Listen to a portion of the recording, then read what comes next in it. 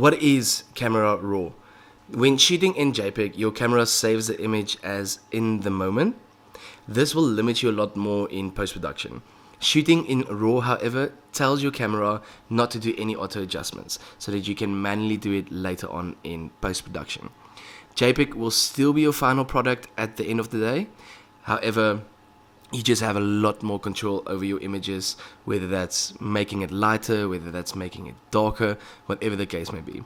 If you're looking for a more detailed explanation, you can follow How To Geeks explanation on their website. I'll leave a link down below.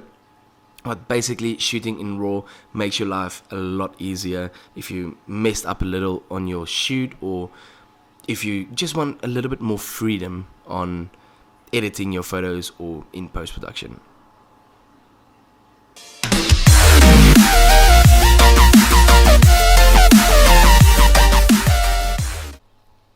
The only thing that you'll need to do on your camera is simply clicking menu. You go into your quality settings,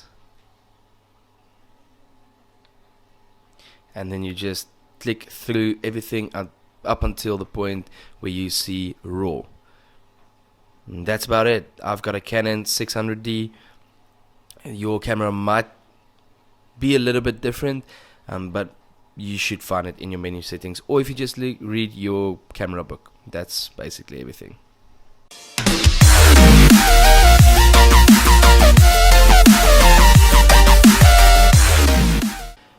Okay, so we are in Photoshop right now.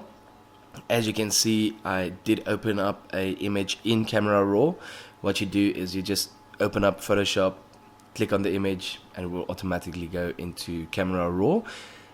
This image, however, it is a little bit dark in the foreground, so what I'm going to do is lighten up the foreground a little bit, and then just to play around with the settings as well, so that you can see exactly how much freedom you have with Camera Raw.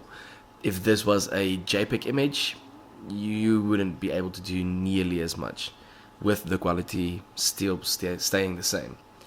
So what you can do, you can either change the white balance to auto, and it automatically chooses the white balance for you. You can go down a little bit and choose which one would work better for you depending on the scenario. I'm just going to use as shot. And next up, if you have a look at your exposure, your contrast, your highlights, shadows, whites, blacks, all of those settings, you can either click on auto and it would automatically do it for you. This I won't recommend because it usually overexposes the image, but what you can do, you can say auto and then just down the exposure a little bit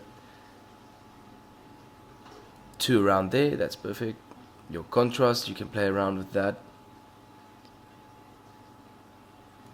So as you can see, you got great custom abilities using this Camera Raw settings, for instance. Shadows, I'm going to make that a little bit lighter to right over there. And then your whites, you can up that or you can down that. I'm just going to leave this at around 22. Blacks, I'll keep that in -6. Depending on the effect that you want, you can up the clarity as well. So your clarity would make everything like extremely clear if you've got that on 100. And if you've got it on -100, there won't be any sharpness at all. So I usually either just up it a little bit to around 6, or you can keep it at 0. Vibrance, this will change the color of your photo. The less the vibrance, the less the color. So I don't like my colors too colorful, if I can say it like that. Saturation, I'll down that to about -3 as well. So this is looking good.